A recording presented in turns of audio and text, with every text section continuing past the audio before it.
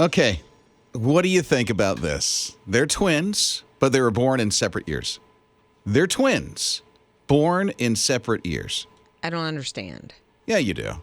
They're twins, but one was born in one year, one was born in another year. What did we just have? Okay, we just had New Year over the weekend. There you go. Now, think it through. Okay, so one was born on Friday and one on Saturday. So the last day of 21 and the first day of 22? Mm-hmm. Yep. Wow. Just happened. How far, like how many hours? Like what? Half hour apart. So one was born at quarter to midnight, and then the other one at 12:15. I wonder if twins normally come that far apart. To me, and I've never had twins, that seems like an awful long time to wait. I have no on idea. The second I've never given birth. No, I wouldn't. I've never had twins. I don't know. My in-laws have two sets of twins that were about 18 months apart. I'd need to find out that story, like how far apart Their they were. twins are 18 months apart? No. Two sets of twins. Can you imagine 4 babies under 2 years old at the same time? Yes, Hey, they did. More power to them. I know, but I need to find out because to me, that's a really interesting part of the story is how long they had to wait for the latecomer. 30 minutes? I feel like that's... Well, you think that's pop? Okay, so hold up. Well, yeah. And, someone that's been in labor would think, yes, that's the way we would want that to happen, but... You mean quick? Very quick. Yeah, right? Rob and Liz. His morning crew. There is a couple that in their relationship, they decided, they weren't going to be together anymore. They loved each other. And I love this when a man and woman, when they're married and they decide at the end of the marriage that they're still going to try to be friends, especially if they have kids, try to be as cordial with each other as possible. Well, Kat is the woman and she was having a birthday.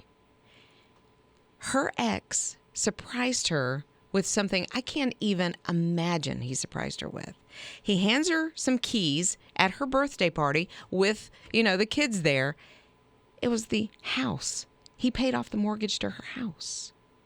He didn't give her a new house. No, he paid off the mortgage. So he goes, here's the keys to your house. It's like, okay, thanks. Yeah, no. Is it a new key ring? Right.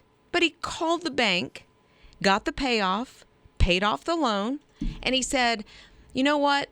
We had some issues in our own relationship, but you are such a good mom and you are such a good person that I just felt it in my heart that I needed to do this for you. Oh, very nice. I think that's super cool that they still get along like that.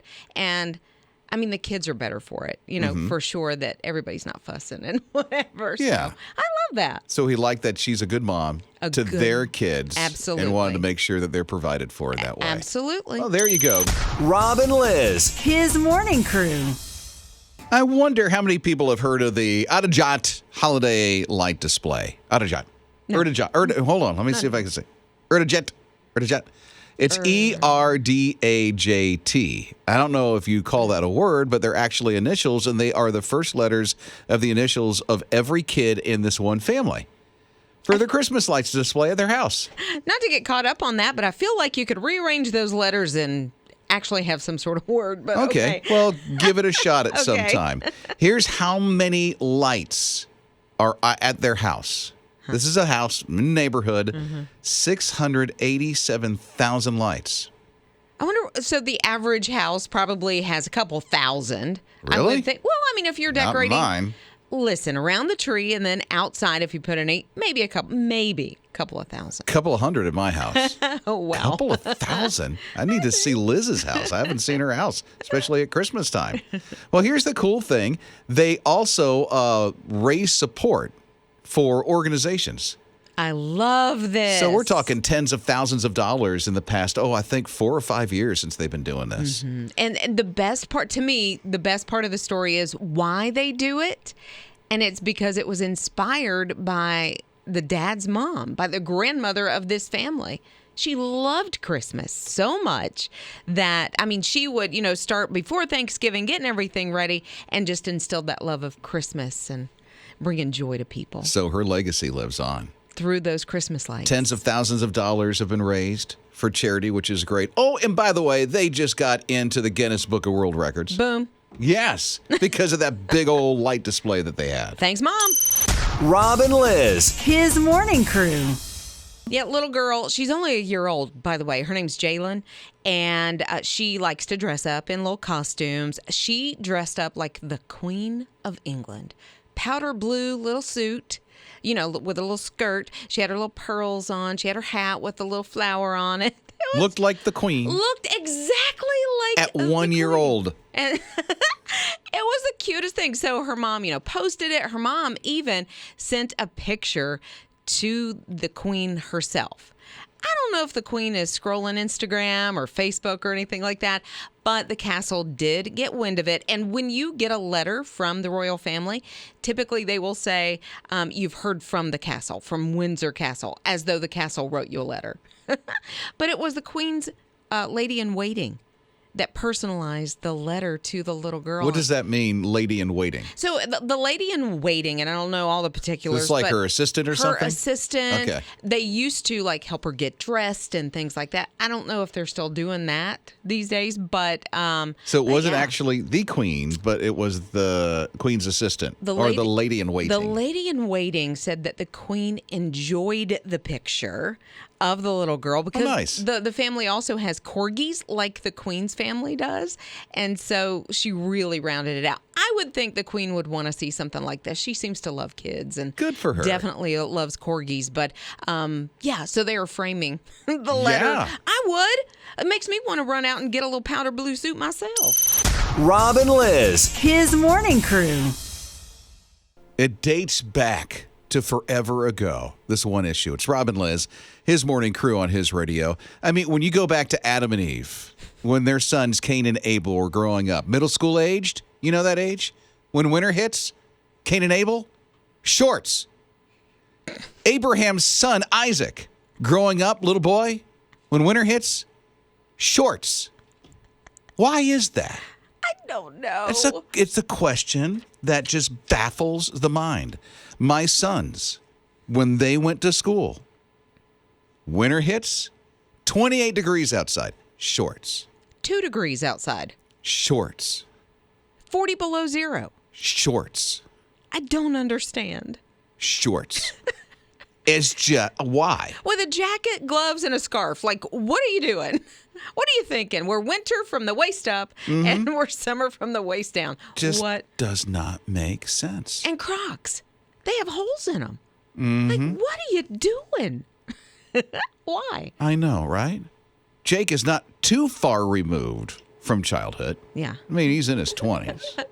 Jake, middle school, winter hits. What was on the waist below? Oh, I definitely wore pants. Are you kidding me? I had a whole bunch of friends. I had a whole bunch of friends that did shorts. Never understood why.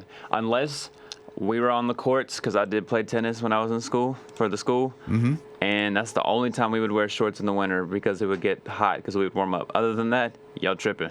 Yeah. I'm tripping. Okay, so I don't understand. You never wore shorts? I'm going to have to talk to your mama. No, I wore shorts. I just never wore them in the winter. In the winter. Both in of winter. my sons. Yeah. Both my sons. And still do it. Still do it. I don't. Today? Yeah. Really? Yeah. All grown up and stuff? Yes. Luke will go out and he'll have shorts on with a jacket or a hoodie. It's usually more of a hoodie, I should say. Yeah, my youngest, middle school, shorts. Why? But girls don't do it. Like what? Why the guys and not the girls? Oh, I don't know. Ninja, middle school, winter hits. What did you wear? Pants. Okay, pants. Yes. Caitlin, middle school, winter. I wore shorts. She wore shorts. You wore shorts? I wore a skirt. Well, I had uniform, and the pants were ugly. Okay, well, I mean, you wore a skirt, though. Yeah. Okay. Hers was a fashion statement. Did Yeah. you hear what she just said? Right. The pants were ugly in the Ugly. uniform. Did you wear tights with a skirt? No. No. Oh, just bare legs. He went to the Okay. same charter school my kids went to, Yes, right? Yeah. Yes. Wow. So Yeah. did you Not freeze? many girls wore the pants though. So Yeah. it was like Khaki or blue, right? Right. Yeah. Sure. One or the other. yeah. But no tights. But That high surprises school me. I wore pants. Duh. Okay. It was Because just when they're I had uniform. Fashion. See? Yeah. Hers was a fashion statement. And see, I guess that's what it is for me to think why girls don't wear the shorts in middle school. But guys, they're not slaves to fashion. Rob and Liz. His morning crew. Come on, walking free today, right? It's Rob and Liz, his morning crew on his radio. It's a question that dates back into the eons when it comes to why, when it's winter and it's below freezing, that our middle school kids, boys in particular, wear the shorts. 800-447-7234. Marcy, what about your son? Winter hits. Is it shorts or pants? Shorts, and during the summer he'd have his pants on. Whoa, But completely opposite. Okay, why? completely opposite. But I would ask him, why are you wearing shorts when it's 29 degrees out? He said, Mom, they run the heaters in the classrooms. They're very hot. If I wear pants, I'm going to roast. Made sense. So I guess when he was wearing pants, they had the air conditioning on full blast and he had to stay warm. I guess. That's logical. Okay. Makes sense. All right. Teresa texted and said her son Cooper is in shorts today, and they were just discussing why he was wearing shorts earlier this morning, and then we started talking about So why, Cooper? Why? I know. Said it's just the thing to wear. Just the thing to wear that all the boys do. Okay, Amanda texted and said she works at an intermediate school, so like 5th and 6th grade, and they have more girls than boys who do the shorts and hoodie thing. Oh, really? Yeah, I personally have not seen that. To me, it's always more boys than girls, but she knows she's right there with them. Yeah, with 5th and 6th graders. Exactly. All right. So there you go. Still don't You're understand. not alone. Everyone else who has the kids that are in middle school, the boys, they're wearing shorts. Rob and Liz. His morning crew. Looks like there's plenty of pepperoni to go around. And because of that, Little Caesars decided we're going to put more pepperoni on our little pizza. That $5 one that they have. It's Rob and Liz, his morning crew on his radio. Wait, it's not $5. That little addition of the extra pepperoni going to cost you a little bit. It's not that bad. I mean, it's like 55 cents is all it's going to go up. But they said an awful lot of extra pepperoni is going to be on this pizza. Do you like Little Caesars? You're asking me if I I'm like it or asking. not? There, it's okay. Yeah. See, I'm like, my kids love it. Love it. My nephew wants Little Caesars constantly. I'm like, are you hearing that in the background? Some head nods and some mm-hms. They like Little Caesars too. Yeah. What? Just a lot of pepperoni. It is a lot of pepperoni, but they have, what is the one, the most meatiest or something like that? I have no idea. I don't frequent Little Caesars, so you ask me about Little Caesars. But you see the signs or, whatever, but the bestest, most meat. Why can't I say that word? Meatiest. I have no idea. Okay. Meatiest. I don't know. But that one's like $6 or something. Oh, wow. So it's a cheap place. It is a cheap place. Uh-huh. And it's quick and it's ready.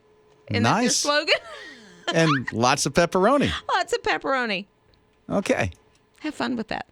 Thank you very much. You're welcome. Now I know I'm paying more for a $5 pizza with lots of pepperoni. Well, it's extra pepperoni. You're getting your money's worth. What if I don't want the extra pepperoni? Well, maybe they'll give you a discount. Will it be $5? How many do you want on your pizza, and we'll make that happen? 2. Rob and Liz. So His it'll be a morning $1.50 crew. pizza. Here's a guy just doing his job in between periods at a hockey game, and all of a sudden he hears a tap on the plexiglass. Excuse me. And then the lady kind of shows him, hey, look, I'm admiring a mole on your neck. It's Rob and Liz, his morning crew on his radio. Yeah, her name's Nadia, and her phone actually had a message so that he could read it because he couldn't hear a very loud game. And it said, the mole on the back of your neck is cancerous, possibly cancerous. You need to go see a doctor. Well, he has apologized for this since then, but he kind of just brushed her off and shook his head and kind of walked away. It's like, whatever. I know. Thanks, lady. Right, well, I got a mole on my neck. Thanks for pointing it out. Now I feel terrible. But after the game, he mentioned it to the team's doctors, and they checked it out. And they said, you know what? She's probably right, and you need to have it biopsied. He had it biopsied. It's precancerous. Precancerous. The lady saved his life. Absolutely, because Amazing. back of your neck, how often are you looking at it? Never. Maybe it's under the hair. I don't know how long his hair was. But she saved his life. Doctors said within a couple of years, it probably would have turned into cancer. It would have been really bad. Yeah. So then he started feeling bad because he kind of brushed her off, found out who she was, and brought her back to one of the games. And during one of the, the period in between the periods, they called her out on the ice, had the mascot there, and gave her some money to help her pay. She's in medical school. And so they're helping to pay some of the expenses for that. Ah, that's great. How awesome is that? And what I love is she wasn't looking to get anything out of it. She noticed something, and she said, look, you've got to get this checked. I would like to see her as my doctor. Yeah, right? Eventually, yeah. When you she get that gets degree, through that, give me a call. She's going to have to travel to Canada to actually see her. That's but okay. yeah, there you go. Rob and Liz. His morning crew. I don't know if there is a phrase that reminds you of anybody, but there is for me. It's Rob and Liz, his morning crew on his radio. So they have all these get rid of these phrases kind of thing. And one of them stood out to me. I go, oh, that reminds me of somebody. There's phrases like, wait, what? That people want to get rid of. Yeah. And at the end of the day, which that phrase confused me. Really? Because I took it literally. Like I was given a project one time, and they said, well, at the end of the day, here's the result that we'd like to see. And I'm thinking, how am I going to get that done by the end of today? It's 4:00. There's no way I'm going to get that done. Then I realized it was just a thing. Yeah. That said, ask for a friend, circle back, new normal. These are things that people say that's overused. I get it. Another one is no worries. And I remember the first time I heard no worries. And it was a guy by the name of David.